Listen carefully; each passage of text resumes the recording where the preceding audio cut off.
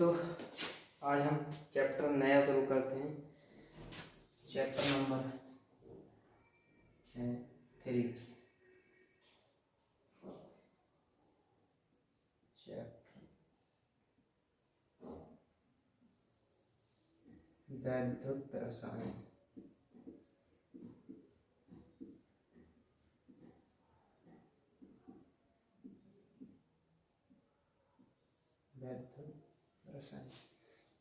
ये वैद्युत रसायन क्या होता है? रसायन विज्ञान की वह शाखा जिसके अंतर्गत हम विद्युत ऊर्जा तथा रासायनिक ऊर्जा के संबंध में पारस्परिक अध्ययन करते हैं, उसे हम वैद्युत रसायन कहते हैं। डेफिनेशन, परिभाषा।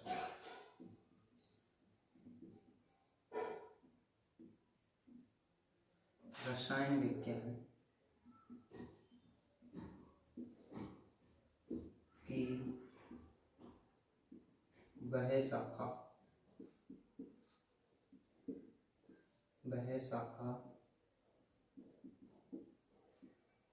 जिसके अंतर्गत हम रासायनिक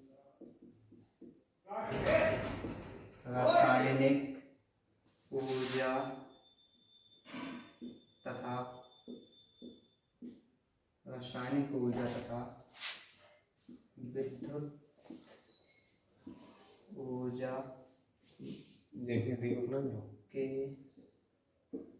बारे में परस्पर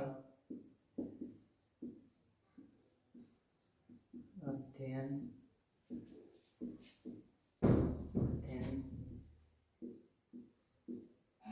करते हैं। वैद्युत रसायन कहलाती है।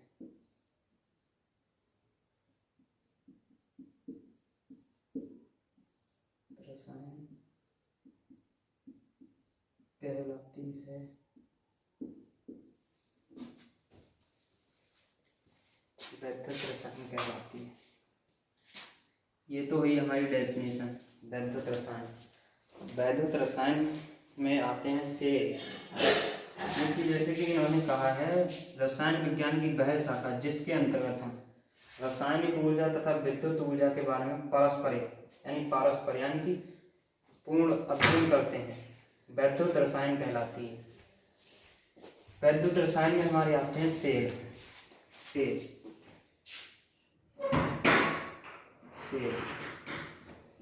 क्या होते हैं? सेल जो दो इलेक्ट्रोडों के संयोग से बने संयंत्र को हम सेल कहते हैं। सेल दो प्रकार के होते हैं, विद्युत अपघटनी सेल और गैल्वेनिक सेल। सेल की परिभाषा, दो इलेक्ट्रोडों के संयोग से बने संयंत्र लिखो या यंत्र लिखो, बात एक है। संयंत्र को सेल कहते हैं। सेल कहते हैं। सेल का क्या काम होता है? सेल का काम होता है कि विद्युत ऊर्जा को रासायनिक ऊर्जा में परिवर्तित करना और रासायनिक ऊर्जा को विद्युत ऊर्जा में परिवर्तित करना। इसका कार्य रासायनिक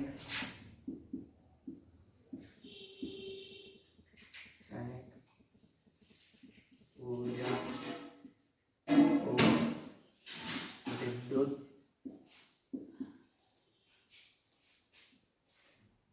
ऊर्जा में विद्युत ऊर्जा को रासायनिक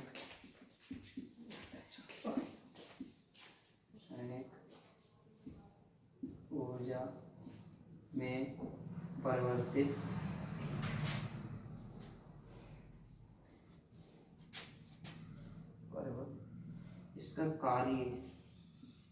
इसका कार्य रासायनिक ऊर्जा को विद्युत ऊर्जा में परिवर्तित करना होता है। सेल, दो इलेक्ट्रोडों के संयोग से बने संयंत्र को हम सेल कहते हैं। सेल का कार्य होता है रासायनिक ऊर्जा को विद्युत ऊर्जा में तथा विद्युत ऊर्जा को रासायनिक ऊर्जा में परिवर्तित करना। ये सेल का काम होता है। ये दो प्रकार के होते हैं। ये दो प्रकार के होते हैं। ये दो प्रकार के होते हैं। नंबर 1,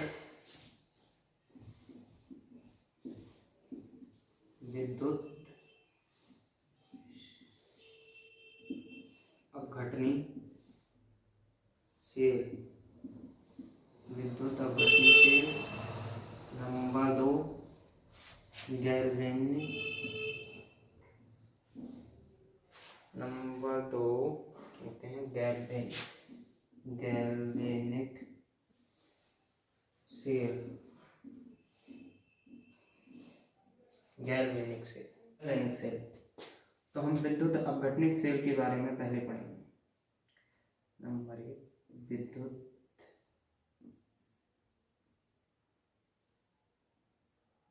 अपघटनी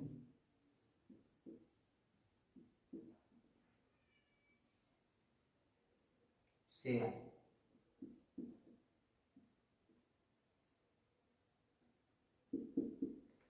विद्युत अपघटनी सेल क्या होते हैं? वे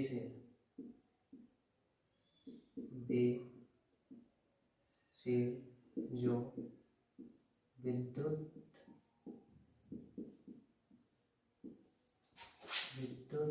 ऊर्जा को रासायनिक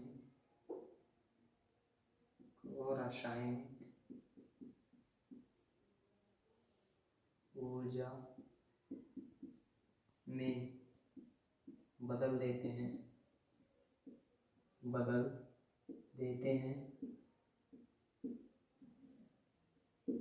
विद्युत अपघटनी सेल कहलाते हैं।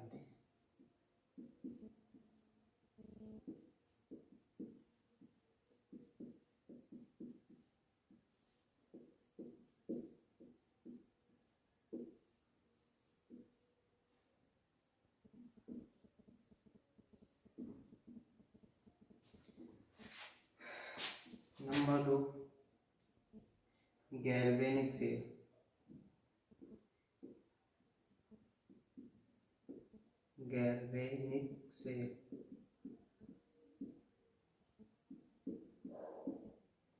गैल्वेनिक सेल क्या होते हैं?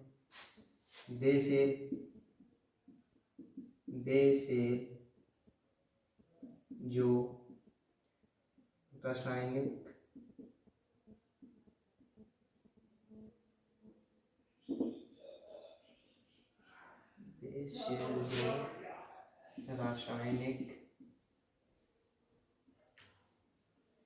ऊर्जा को विद्युत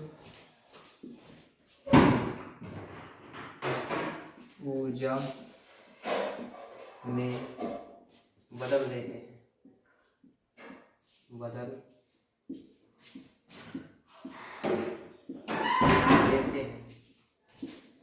गैल्वेनिक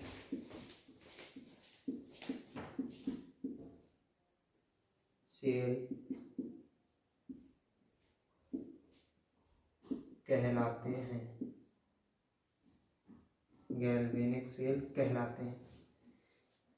गैल्वेनिक सेल की तरह और सेल होते हैं, जैसे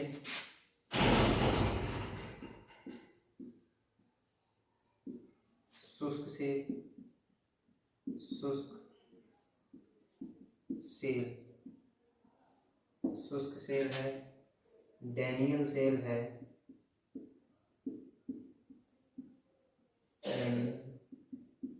सेल। ये शुष्क सेल और डैनियल सेल हैं, ये हमारे गैल्वेनिक सेल की तरह बिहेव करते हैं, इसलिए इन्हें गैल्वेनिक सेल भी, जो जिस प्रॉपर्टी में हमारे गैल्वेनिक सेल आते हैं उसी प्रॉपर्टी में हमारे शुष्क सेल और डैनियल सेल भी आते हैं। तो हमारे सेल तो दोनों तरह से कंप्लीट हो गए, विद्युत अपघटनी सेल भी और गैल्वेनिक सेल भी। हम नया टॉपिक अब शुरू करते हैं, संक्षारण। संक्षारण क्या होता है, देखते हैं संक्षारण क्या होता है।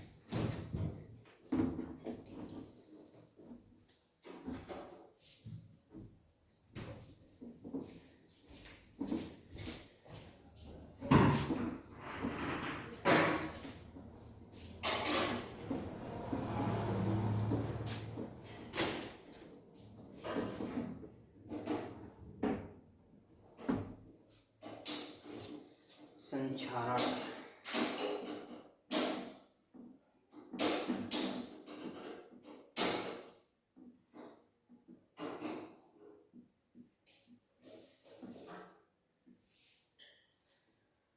संक्षारण जब एक धातु को किसी संक्षारण प्रक्रिया है, जब एक धातु को किसी विशिष्ट वातावरण में रख देते हैं और वह धातु उस वातावरण से क्रिया कर लेती है। जब वह वातावरण से क्रिया करती है तो धातु पर एक परत जम जाती है, उसे हम, इस परत जमने की क्रिया को हम संक्षारण कहते हैं। संक्षारण कई तरह से लगता है, जैसे कि एक तो जंग लगना हो गया, चांदी की चमक कम हो जाती है। अब संक्षारण जब किसी धातु को किसी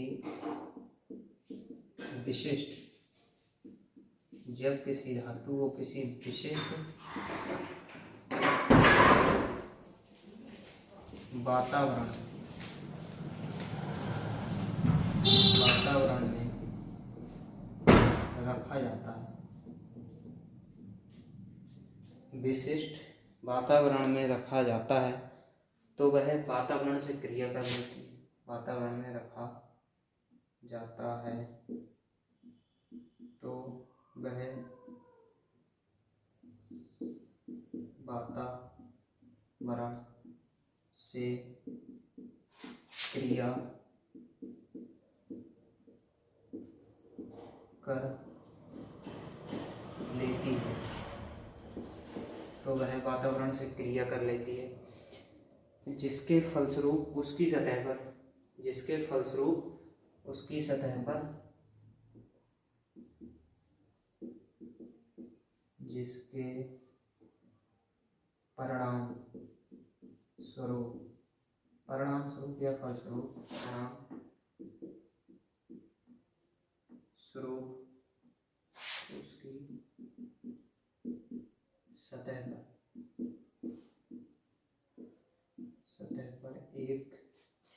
उसकी सतह पर एक परत जम जाती है, उसकी सतह पर एक परत जम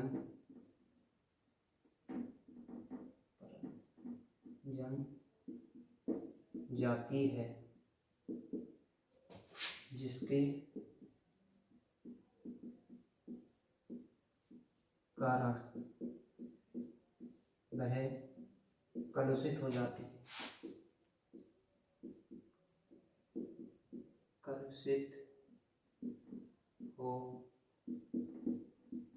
है, कारण वह कलुषित हो जाती है।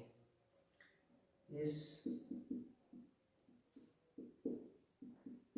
प्रक्रिया को संक्षारण कहते हैं।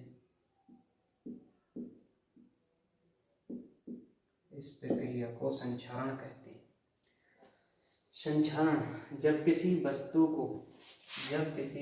को विशिष्ट वातावरण में रखा जाता है तो वह वातावरण से क्रिया कर लेती है, जिसके परिणाम स्वरूप उसकी सतह पर एक परत जम जाती है। उसकी सतह पर एक परत जम जाती है जिसके कारण वह कलुषित हो जाती है। इस प्रक्रिया को हम संक्षारण कहते हैं। संक्षारण के एग्जाम्पल हैं जैसे चांदी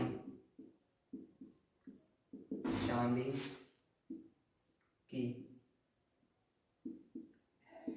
चमक कम होना। नंबर 2, लोहे पर जंग लगना। लोहे पर जंग लगना, ये हमारे और बहुत से एग्जाम्पल हैं। तो अब हम पढ़ेंगे लोहे पर जंग लगना। लोहे पर जंग लगना,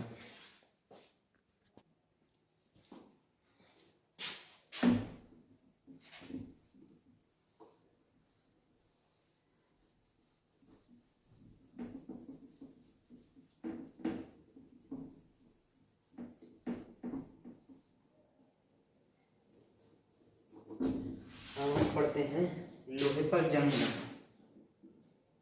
लोहे पर जंग लगना। लोहे पर जंग लगना, लोहे पर जंग कैसे लगती है? जब हम किसी भी वस्तु को नम वातावरण में रखते हैं तो वस्तु जो है वो उस वातावरण से क्रिया कर लेती है, और जब वस्तु वातावरण से क्रिया करती है तो वस्तु की सतह पर एक लाल बादामी रंग की परत जमा हो जाती है। इस परत को हम जंग कहते हैं तथा इस प्रक्रिया को जंग लगना कहते हैं। लोहे पर जंग लगना, जब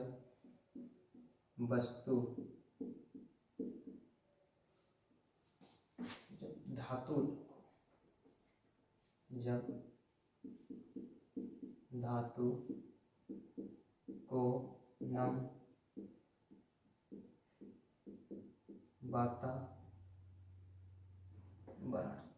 वातावरण में रखा जाता है तो वह वातावरण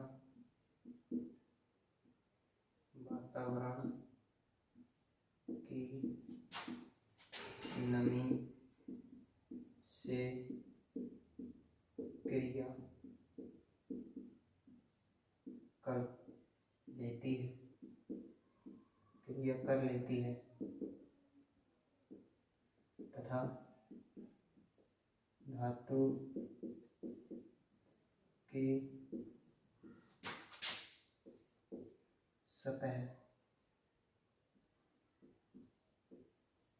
सतह पर लाल बादामी रंग की परत जम जाती है। इस प्रक्रिया को जंग लगना कहा जाता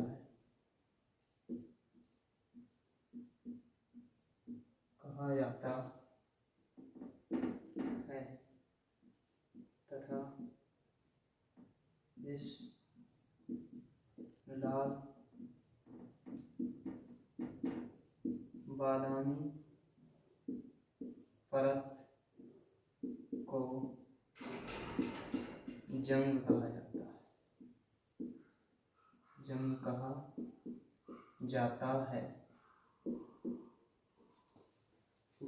जाता है।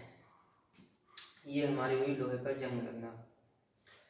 जब धातु को नम वातावरण में रखा जाता है तो वह वातावरण की नमी से क्रिया कर लेती है तथा धातु की सतह पर लाल बादामी रंग की परत जम जाती है। इस प्रक्रिया को जंग लगना कहा जाता है तथा इस लाल बादामी परत को जंग कहा जाता है तथा इस लाल बादामी परत को जंग कहा जाता है। लगती है जंग लगने जंग लोहे पर जंग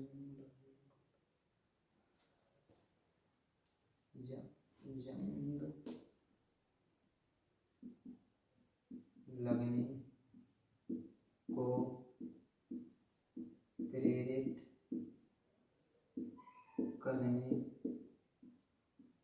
वाले कारक। नंबर 1 CO2 की उपस्थिति।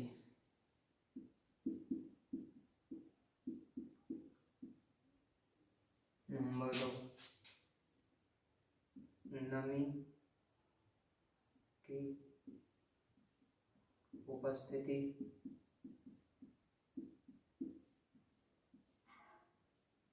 नमी की उपस्थिति। धातु में विद्युत अपघट्यों की उपस्थिति।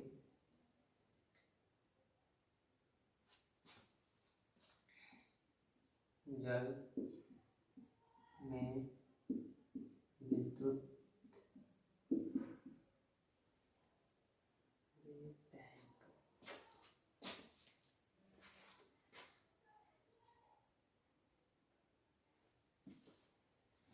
जल में विद्युत अपघट्यों की उपस्थिति।